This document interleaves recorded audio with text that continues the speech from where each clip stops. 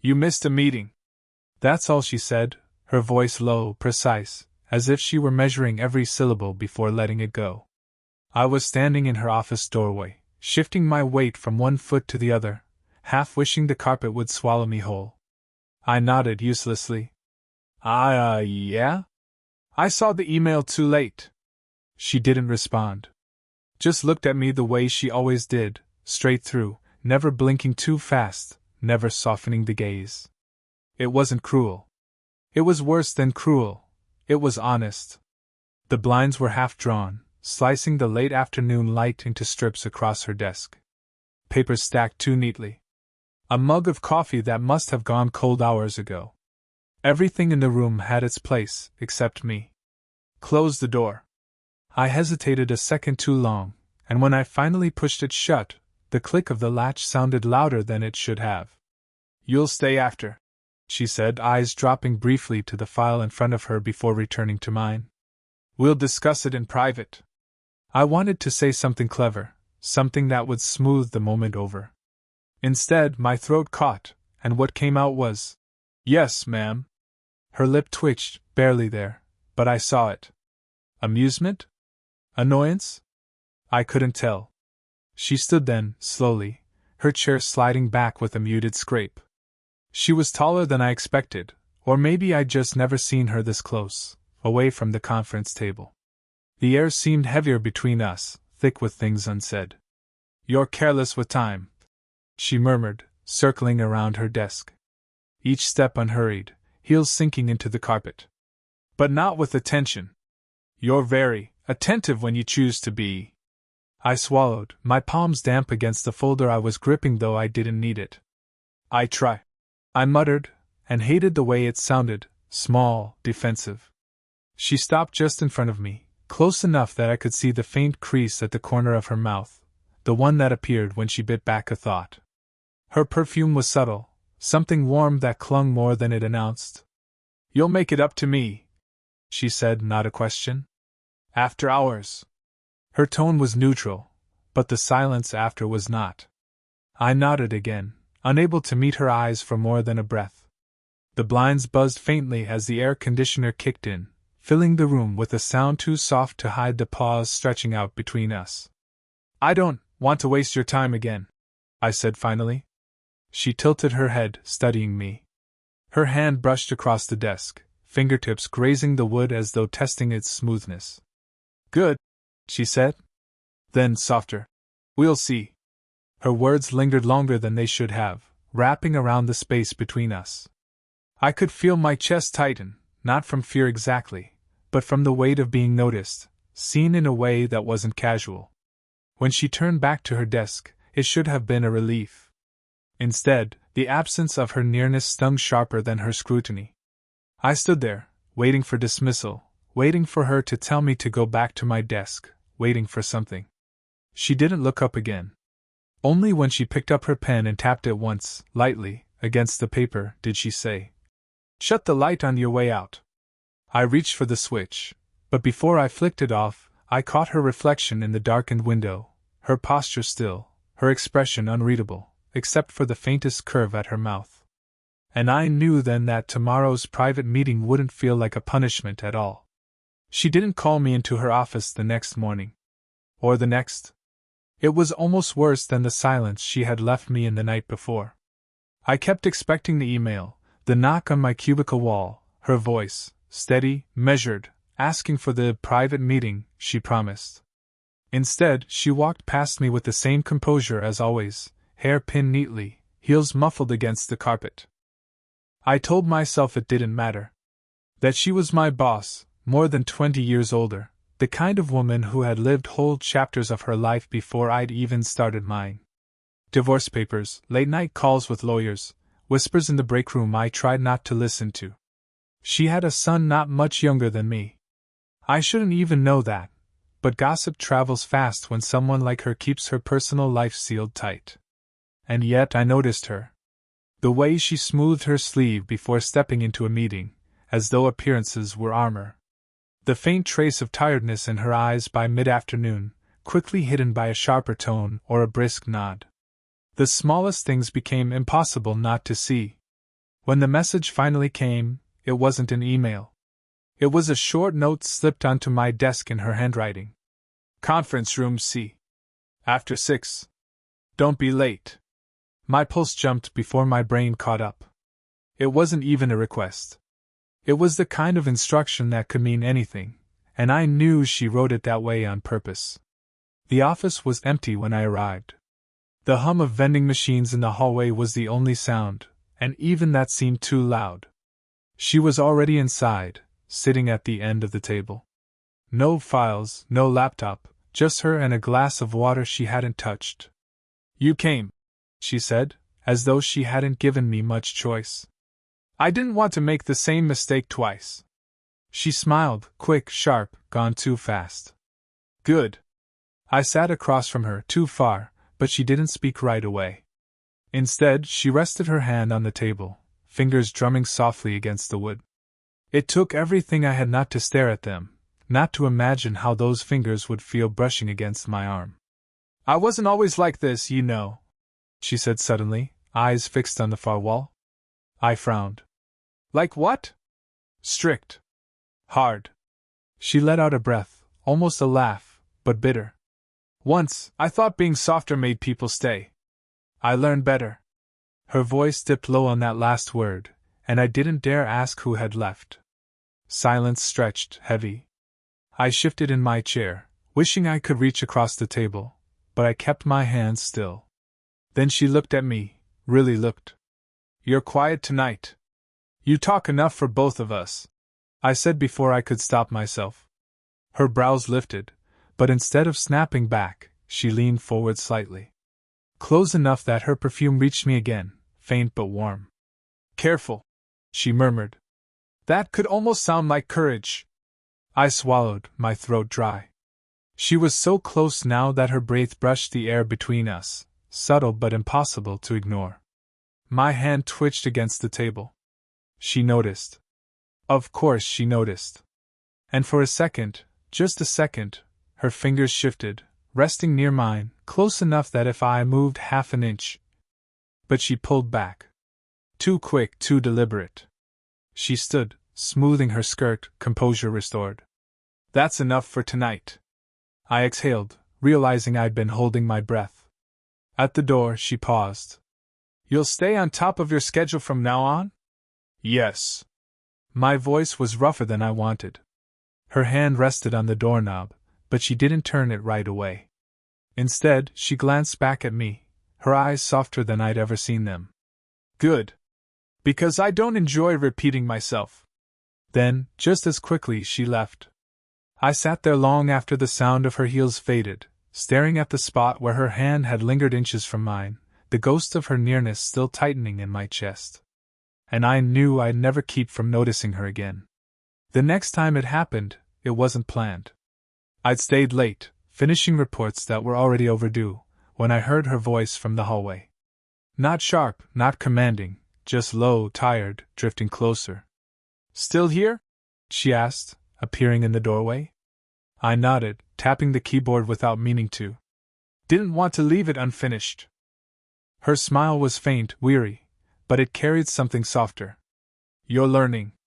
She stepped inside, and the room shrank. It wasn't her size, it was the way she carried silence with her, filling every inch of it. The hum of the fluorescent lights, the faint scent of paper and toner, it all faded beneath the weight of her presence. You don't have to stay just to prove something, she said, walking past me to glance at the reports on my screen. She leaned down, her shoulder brushing mine for half a second, long enough that I stopped breathing. I'm not proving anything, I muttered. You are, she countered. Her voice dipped low, too close. To me. I turned, instinctively, and for the first time her face was inches from mine. The faint line at her temple, the curve of her mouth, details I wasn't supposed to notice but couldn't look away from. My pulse hammered. Then, footsteps. We jerked apart just as a head poked in. Hey, still here? Thought everyone left already. It was Jordan from accounting, holding his jacket, eyes darting between us. Just wrapping up, she said smoothly, unshaken. Go on. He grinned. You two workaholics. Then he was gone, doors swinging shut behind him. I let out a shaky breath I hadn't realized I was holding. Her lips curved, not quite a smile, more like a secret. Close call. I swallowed, nodding. He didn't think anything. Her eyes flicked to mine, sharp, searching. You sound like you want him to. No. Too fast. Too defensive. Her silence pressed on me, heavier than words. I shifted in my chair, suddenly restless. Why are you here, really? That made her pause. She crossed her arms, leaning against the desk. For once, she seemed caught between answers. Maybe I wanted to see if you'd still be here. The admission hung between us. I stood before I could think better of it, the chair scraping quietly against the floor. We were too close again, her perfume catching me off guard, the brush of her sleeve grazing mine as I moved. People would talk, I said quietly. They already do, she replied, eyes steady. That's not what stops me. Then what does? My voice cracked, unsteady. She didn't answer. Instead, her hand lifted, hesitant, almost trembling, before she brushed an invisible crease from my shoulder. The touch lingered longer than it should have, her fingers grazing fabric, then pausing as if deciding whether to go further. My breath caught. Her eyes locked on mine, unreadable. For a split second, the distance collapsed, the kind of moment where a kiss doesn't need permission, it just happens. But she stopped. Her hand dropped, her body shifting back a fraction of an inch. Enough to break the current. The silence roared between us. Finally, she whispered, almost to herself. This is a mistake. But she didn't move away. We stood there, locked in that fragile space where retreat was possible, but neither of us chose it. Her words said no, her nearness said something else. And I realized the danger wasn't in being caught. The danger was in wanting her more with every second she stayed. I lasted 2 more days pretending nothing had shifted. 2 days of careful greetings, clipped emails, measured glances I tried not to hold too long. 2 days of lying to myself. But she broke first. Stay a minute, she said after the last meeting, when the others filed out with their laptops and chatter. Her voice was low, almost casual, but her eyes weren't. They held me in place. I shut the door. The soft click felt like sealing a secret. She stood by the window, blinds half drawn again, the city glow filtering through in broken lines across her blouse. Her posture was rigid, arms crossed tight, but when she turned, something in her face betrayed her, too vulnerable for the mask she usually wore. You've been avoiding me. The words landed heavier than I expected. I opened my mouth, closed it again, then managed. I thought that's what you wanted. She shook her head once, a quick, frustrated movement. What I want is not the problem. I stepped closer, not enough to touch, but enough that her breath mingled faintly with mine. Then what is? Her jaw tightened. For a long moment she didn't answer. Then, almost whispered, You make me forget myself. The admission jolted me. My chest tightened, and before I could think better of it, my hand rose. I hesitated just before her cheek, but she didn't pull back. Slowly, I brushed a strand of hair from her face, my fingers grazing her skin. Soft, warmer than I expected. She closed her eyes. Just for a second. When they opened again, her gaze burned through me. This is dangerous, she murmured, but she didn't move away. I leaned closer, my voice low near her ear. I don't care. Her breath hitched, quiet, sharp, like something breaking inside her control. Then she stepped forward, closing the space between us until her shoulder pressed lightly against my chest. I froze, afraid that any movement would shatter the moment. Her hand lifted, barely brushing my tie, her fingertips trailing the fabric as if testing how far she could go. You're too young, she whispered. Maybe. My pulse pounded so loud I could barely hear myself. But you're not untouchable. Her laugh was short, shaky, nothing like the composed woman I knew. You don't know what this would cost. Then tell me. I pushed, my words slipping out rough. Tell me, and I'll stop. Her eyes searched mine, desperate, as though she wanted me to give her an excuse not to end this. But I didn't. I couldn't. The silence between us was alive, pulsing, our faces so close now I could feel the warmth of her breath against my lips. Her hand came up, slow, trembling, resting flat against my chest. She stayed there, as if weighing whether to push me back or pull me closer. I can't, she started, voice breaking. But she didn't finish. Because right then, her phone buzzed on the desk. A sharp vibration that shattered the spell. We both flinched. She stepped back too quickly, the air rushing cold between us. I stared, breath ragged, fists clenched at my sides. She glanced at the phone, then at me, her eyes wide, conflicted. The moment was broken, but the line had been crossed, because now either of us could pretend. And as the buzzing stopped, leaving only silence, she whispered the words I wasn't ready for. If this happens, there's no going back. The next morning, I found the envelope on my desk. No name on the front, just my initials scrawled in a rushed hand. Inside, a single sheet. People notice more than you think. My stomach lurched. I scanned the office, heart pounding, but no one looked my way. Conversations carried on, keyboards clattered, phones rang. Normal. Too normal. I folded the paper quickly, shoving it deep into my bag. But the words stuck like a splinter. Someone had seen. Or guessed. Or overheard. By noon, I couldn't take it anymore. I went to her office, shut the door behind me, and laid the note on her desk. Her eyes flicked to it, then to me. Calm, unreadable. She picked it up, read, and set it down with deliberate care. Where did you get this? It was waiting for me. Her jaw tightened, the only sign she'd been hit. Do you know who? I shook my head. No. She leaned back in her chair, exhaling slowly. The silence dragged, heavy. Her hands rested on the armrests, knuckles pale. Finally, she whispered, This is exactly why I said we couldn't. She cut herself off, pressing her lips together. I stepped closer. So you admit it?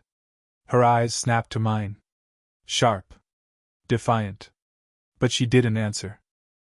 I reached for the note, but she stopped me, her hand shooting forward, fingers closing over mine. The contact burned, electric, either of us moving for a long second. Her grip loosened, but she didn't pull away. Do you have any idea what they'd say about me? About us? Yes, I said, voice low. And I don't care. Her breath hitched, betraying her calm. She rose suddenly, pushing past me. Her shoulder brushed mine, and even that small touch lit my nerves on fire. At the window, she spoke without turning. You'll care when this ruins you. I stared at her reflection in the glass, the set of her shoulders, the faint tremor in her hands she tried to hide by folding her arms. Then why didn't you throw the note away? Her silence was louder than anything. I crossed the room, stopping just behind her. Close enough that the heat from her body reached me, not close enough to touch. Because you don't want to stop. Her head bowed slightly, her breath fogging the glass. For a moment, I thought she might deny it. But then she whispered, I don't. The air between us tightened. I lifted my hand slowly, giving her time to step away if she wanted. She didn't. My fingers brushed her hair back from her shoulder, lingering at the curve of her neck. Her skin was warm, delicate beneath my touch. She shivered, not from cold, but from the nearness we both pretended to resist. Her voice broke the silence, fragile. I shouldn't, but I think about you when I shouldn't. The confession cracked something inside me. I leaned closer, my breath grazing her ear. Then stop pretending. Her eyes closed. Just for a second. But before the moment tipped over the edge, she stepped forward, out of reach. She turned sharply, back against the glass now, face flushed, chest rising too quickly. If we do this, it's not just whispers. It's careers. It's reputations. I nodded. My heart hammered so hard it hurt. And if we don't? Her gaze locked on mine, raw, unguarded. Then I lose you before I've even had you. The words hung there, irreversible. I stepped forward, erasing the distance until the glass pressed cool against her back and my hand braced beside her. We hovered, lips a breath apart, her trembling hands clutching at the edge of the desk behind her as though it might anchor her. Neither of us moved. Neither of us could. But in that suspended heartbeat, choice dissolved into inevitability. Her back pressed to the glass, my hand braced beside her, her breath unsteady between us. "This is the last chance to walk away," she whispered, though her voice betrayed her, thin, trembling, almost pleading. I shook my head, closer now than I'd ever been. "If I was going to walk away, I would have done it weeks ago." Her eyes fluttered shut, as if the words cost her something to hear. When they opened again, they were softer, stripped bare of the steel she wore in meetings. "You don't know what this will do to me. I know what it'll do to me if I don't." The silence after was heavy, charged. I could hear her breath, uneven, and the faint tick of the wall clock counting every second we stood there, refusing to move yet unable to break away. I lifted my hand slowly, carefully, brushing a thumb across her jaw. Her skin was warm, her pulse quick beneath it. She leaned into the touch for the briefest instant before catching herself, pulling back half an inch, half a heartbeat. "We'll ruin each other," she murmured, but her hand caught mine as it began to fall away. She held it tight, fingers trembling. I leaned closer, my forehead nearly touching hers. "Maybe. But at least it'll be real." That undid her. Her hands rose, clutching at my shirt, pulling me the last inch until there was no space left to pretend. The kiss wasn't smooth, wasn't rehearsed. It was messy, desperate, the kind you don't come back from. Every ounce of restraint shattered in the press of her mouth against mine, and the way her body leaned into me like she'd been holding herself back for years. We broke apart too soon, gasping, eyes locked. "This is madness," she said, her lips still brushing mine. "Then let's be mad," I whispered. She laughed, shaky, broken, the sound of someone giving in after fighting too long. Her forehead rested against mine, her breath warm, uneven. For a long moment, we just stayed there, holding onto each other as though the world outside the glass didn't exist. No office politics, no whispered judgments, no difference in years. Just the two of us, caught in the choice we'd both already made. When she finally spoke again, her voice was low, steady now. "No more pretending." I nodded. "No more." And in that quiet, in the closeness of her hand gripping mine and the taste of her still lingering, I understood what had always been true. We'd chosen each other, whatever the cost. The next morning, the world hadn't ended. I half expected whispers, stares, an anonymous email in my inbox. But the office was the same, keyboards clicking, coffee brewing, printers humming. Normal. Too normal. She passed me in the hallway once, a stack of files in her arms, her expression composed. To anyone else, she looked exactly as she always did, polished, unreadable, untouchable. But her hand brushed mine as we passed, light, fleeting, almost nothing. Except it wasn't nothing. That touch anchored me through the day. When the office emptied and the lights dimmed, she sent no message, gave no instruction. Still, I found myself lingering, as if my body already knew where I was supposed to be. Her office door was cracked. She was inside, not at her desk but by the window again, city lights spilling across her face. When she saw me, her lips curved, not a smile exactly, but softer than anything I'd seen from her before. "You shouldn't be here," she said. "Neither should you," I answered. She exhaled, shaking her head, but there was no fight in it this time. "We're reckless. Maybe. But I'm not sorry." That earned me silence, but not the sharp kind. This one was gentler, weighted with something neither of us needed to name anymore. I stepped closer, slow, giving her every chance to stop me. She didn't. When I reached her, I slid my hand into hers. Her fingers curled around mine instantly, as if she'd been waiting all day for it. She leaned against me then, her head settling lightly against my shoulder. The city glow painted her profile, softening every line she usually sharpened. "I hate that I care what they'll say," she admitted. "You're allowed to care," I said quietly. Just don't let it stop you. Her grip on my hand tightened, trembling. You make it sound simple. It doesn't feel simple, I admitted, my heart pounding where her hair brushed my collar. But it feels right. For a long moment, neither of us moved. The hum of the city outside filled the silence, steady and alive, like it was holding our secrets safe. Finally, she turned toward me, her forehead brushing mine. I don't know where this ends, she whispered. I kissed her forehead, slow, lingering. Then let's just start. Her laugh was quiet, shaky, but real. She leaned into me fully then, her body relaxing in a way I'd never seen. No armor, no distance. Just us. We stayed like that, hands entwined, her breath steady against my chest. And for the first time since this began, the fear wasn't louder than the want. We weren't perfect. We weren't safe. But we were together. And that was enough.